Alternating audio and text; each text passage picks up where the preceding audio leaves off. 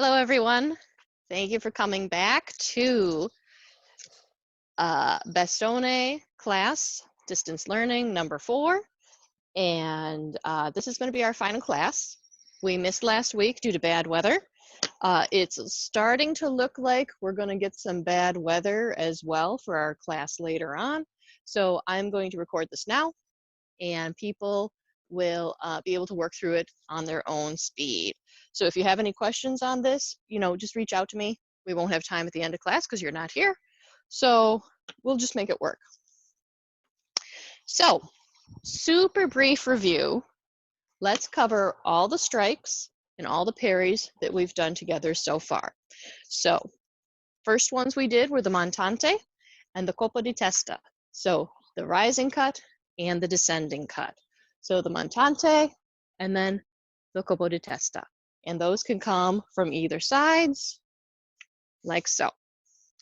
And then we did the l'ombrello and the colpo di fianco.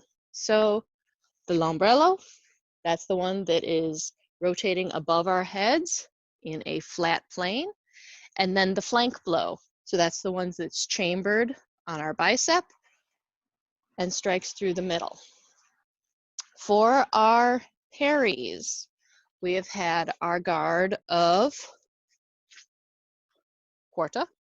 So that is on our inside line. We've had terza, which is on our outside.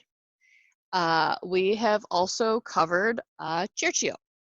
So that is going to be high left shoulder, uncrossed wrists. Okay. And then opposite of cerchio, if cerchio is on our inside, we have seconda on our outside. So continuing along those lines, we're going to go right into our third guard. So our third upper guard. So if we have cerchio and we have seconda, what we're going to now have again on our inside line is prima. So prima is going to be, again, high over the left shoulder, but this time the wrists are going to be crossed. So again, prima. Cerchio, uncrossed.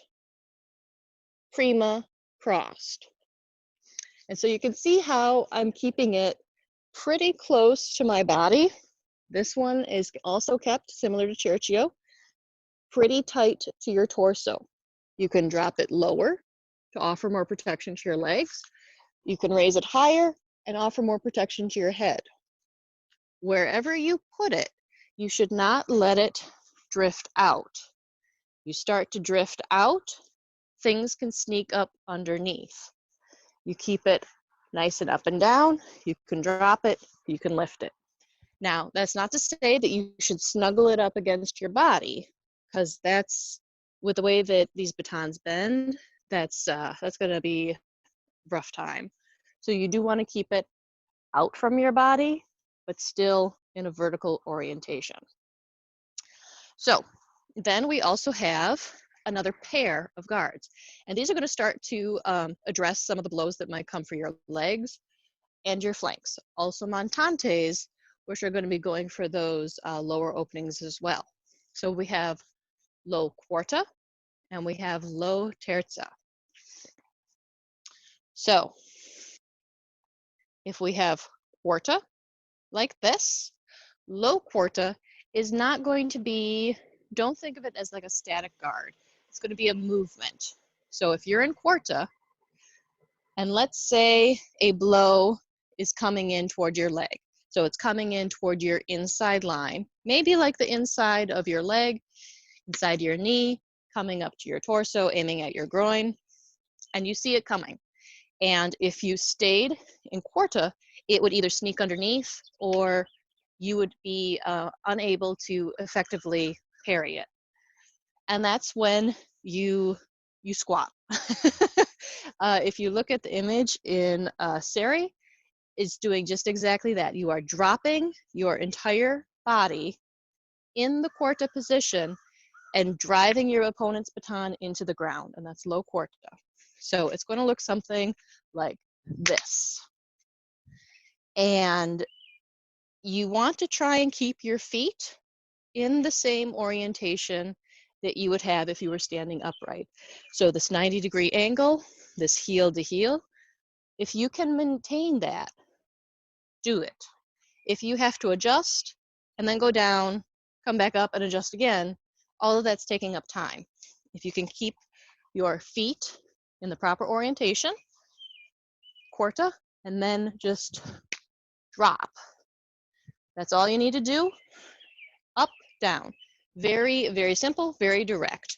Now, as you are using your baton, what we found works best is if you try and engage in about this area. Not too close, because then it'll slip upward.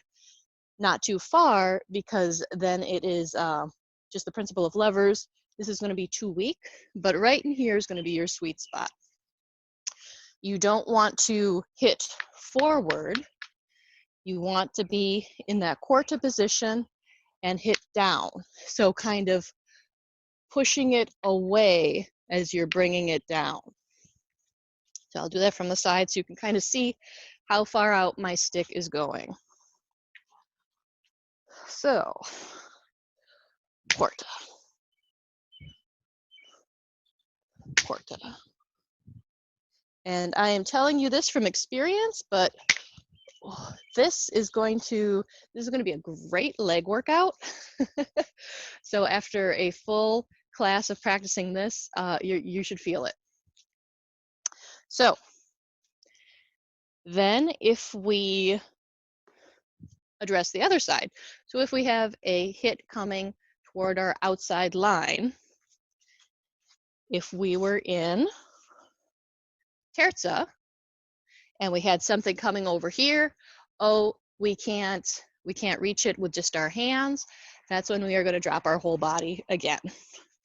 And then again coming toward the outside. So quarta kind of went that way, terza is going to go in the opposing direction.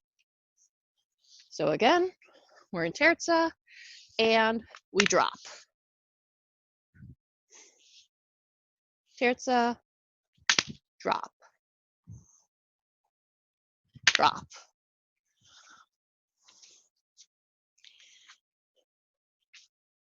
And we're in terza and drop.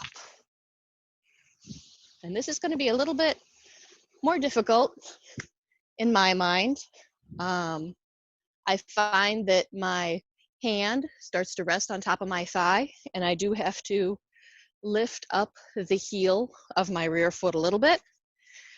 If you have the flexibility to keep your heels on the ground, you know, good for you. If you do find yourself having to lift your heels up a little bit, that's not the end of the world. Just be mindful of your stability. As you come down, you know, if you have to lift your heel up, just make sure that you can come back up in a smooth position and you're not overbalancing one way or another. Okay, so let's go ahead and start our attack, parry, repoussé patterns. So first pattern is going to be,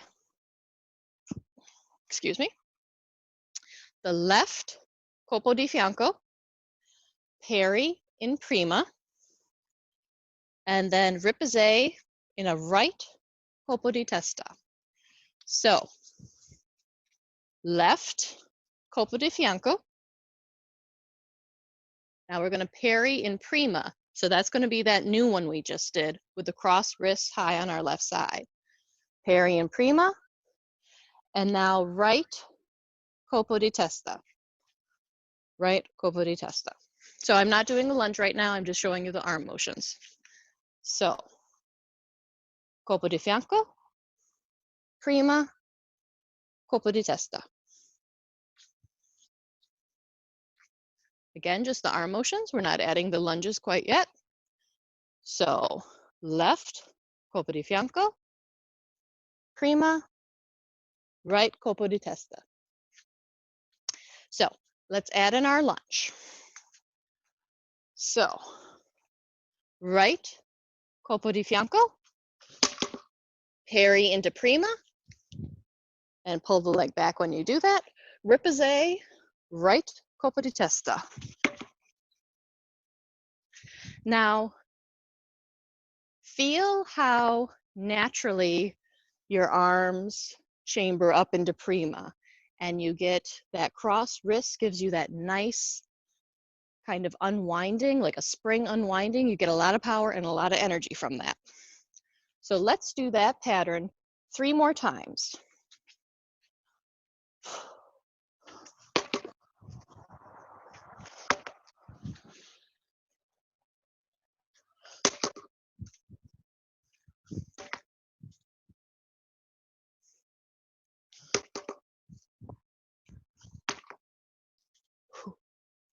Okay. So let's move on to our second pattern. So remember that prima, remember that feel of it. So now we're going to do something very similar, but also different. So we're going to do the same beginning. So same attack with that left colpo di fianco. Then instead of going to prima, we're going to go to cerchio. So prima was the cross wrist. Cerchio is going to be the uncrossed wrist. And then we'll be finishing up with a riposte in the left colpo di testa. So left colpo di fianco, cerchio, left colpo di fianco.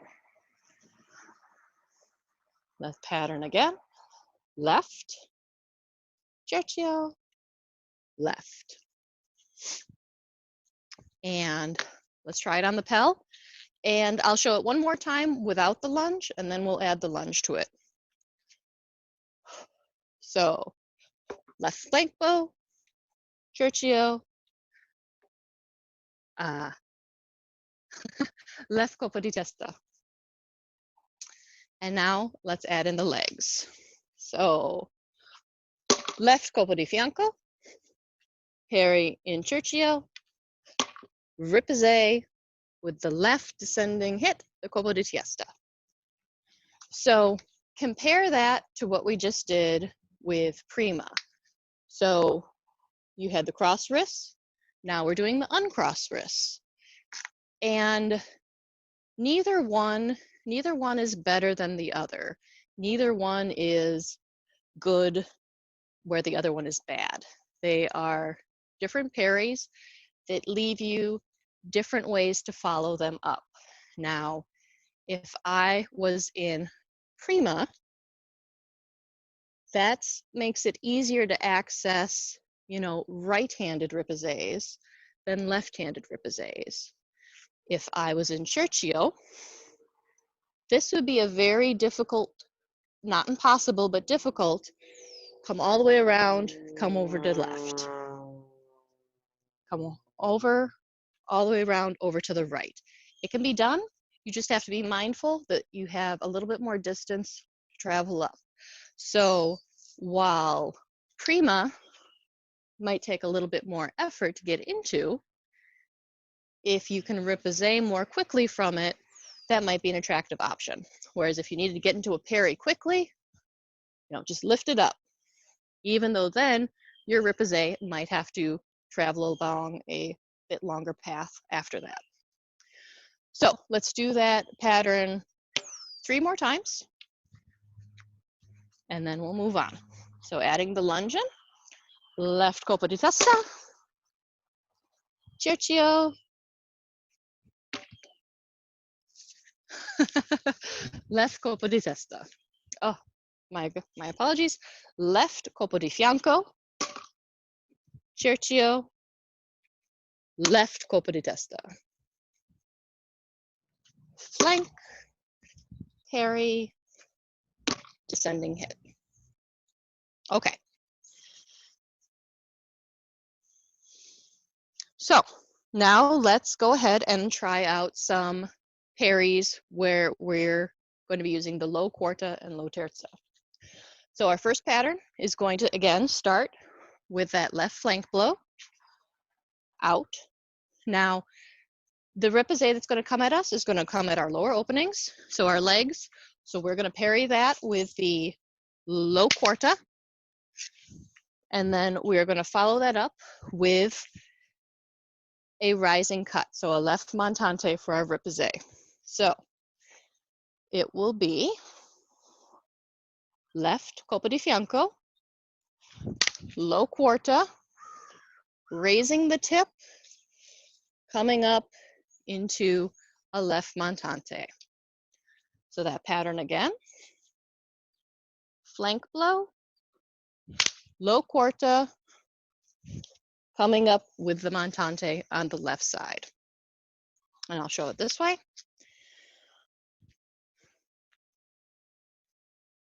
Colpo di fianco, low quarta, left montante.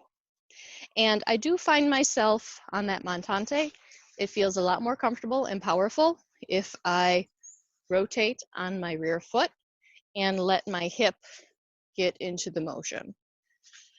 So we'll do it one more time slow with just the arms, and then we'll add in the lunge. So, colpo di fianco, low quarta, left montante. And now let's add that lunge in. So, lunge, retreat, bring the leg back, then squat. Don't lunge, squat. That will be a bad time. Don't do that. So, left colpo di fianco, bringing my leg back, then going into low quarta, coming up to the left montante, ideally not hitting the ground.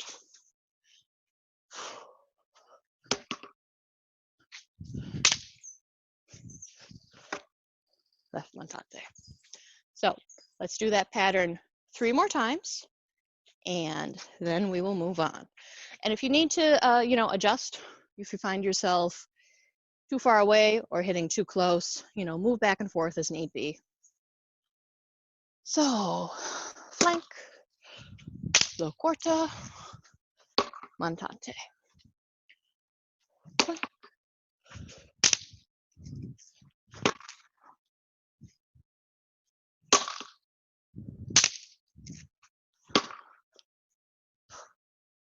Okay, good. So, we're going to do that same pattern, inversed on the opposite side of our body. So that was all on the inside line. Our next one's going to be all on the outside line. So, starting with a right colpo di testa now. I'm sorry, colpo di fianco. Dropping down into low terza. Yeah. And then following up with a right montante. So, flank blow, low terza, uppercut.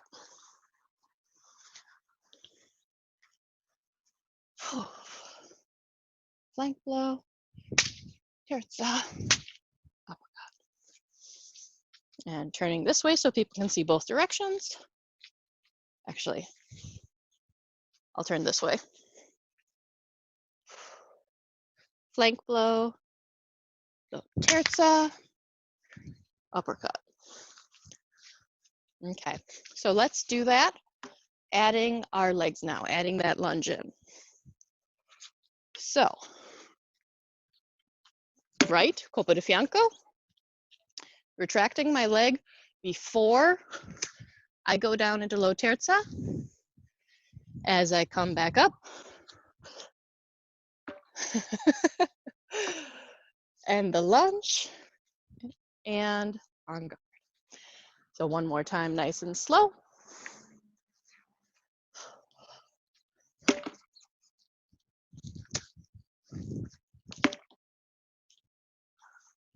Okay, so let's do that 3 more times on our own. Right, colpo di fianco, low terza, right montante.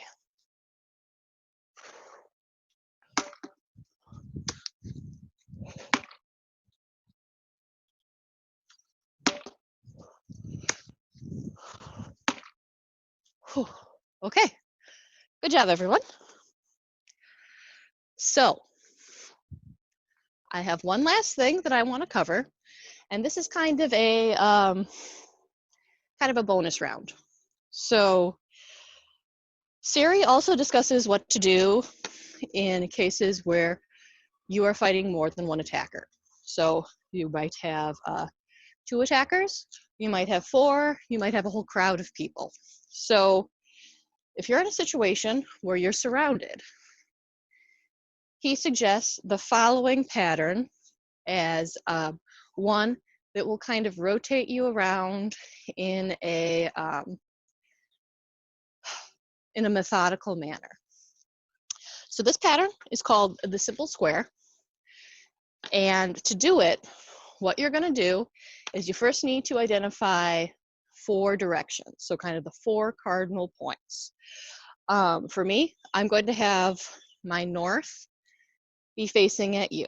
So north, south, east, west. And we are going to do a quarter turn each time. So north to west, west to south, south to east, east to north. And this is going to be the simple square. So to start off with, face your north. Get your good stance and start in the left copa de fianco. So first strike we're going to do is we're going to do a left flank strike all the way over. Now, our first rotation is going to be 90 degrees to our left. So we're always going to rotate to the left in this one. And as we come, so I'm just going to do feet right now. You're going to pivot on your left foot and you're going to take a step with your right. So that's going to be the first step. Keep it nice and small. If you start getting really big, you're going to get off balance. So over, and as we do this step, we're going to lift our hands up and do an umbrella and rechamber it on our left bicep. So from the top, left flank blow, umbrella. And then we're ready for the next 90-degree turn. So left flank blow, umbrella. And now I am facing west. So I'm going to repeat those movements now. So left flank blow, right umbrella. And now I'm facing south. Left flank blow, right umbrella. I'm facing east. One more. Left flank blow, right umbrella. And we are back to the beginning. So this is a way to kind of cover all the terrain about us in a constant movement. You don't have to think, oh, I need to keep an eye out for the people behind me. You can be confident that in a very short amount of time, you will cover 360 degrees around you. So let's go through that one more time, nice and slow together, and then we'll do it full speed. So left flank, right umbrella. Left flank, right umbrella. Left flank, right umbrella. Left flank, right umbrella. So that whole time I'm rotating, my left foot is stuck in place. It is just spinning on the balls of my foot. It is only my right foot that's stepping, and each time I step, I rotate my foot. So I'm still maintaining this good heel-to-heel orientation. I'm just doing it in 4 different degrees, 4 different directions. So let's do it 3 times in a row. A little bit slow first, a little bit faster the second time, and pretty quick the third time. So.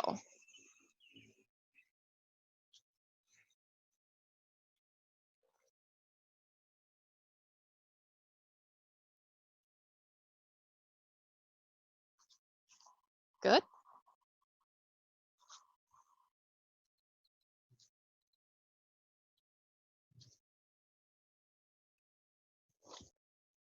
Good. And as we do this, keep the umbrella nice and horizontal. Try not to let it drift up too much. So last time.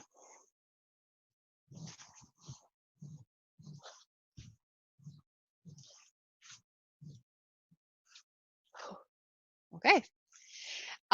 If you like that, there are lots of other Mulinelli that discuss how to address attackers all around you. There's also ones with leaping, ones with thrusts, ones with strikes, and so forth. So hopefully I'll be starting up some in-person classes before too terribly long, so stay tuned.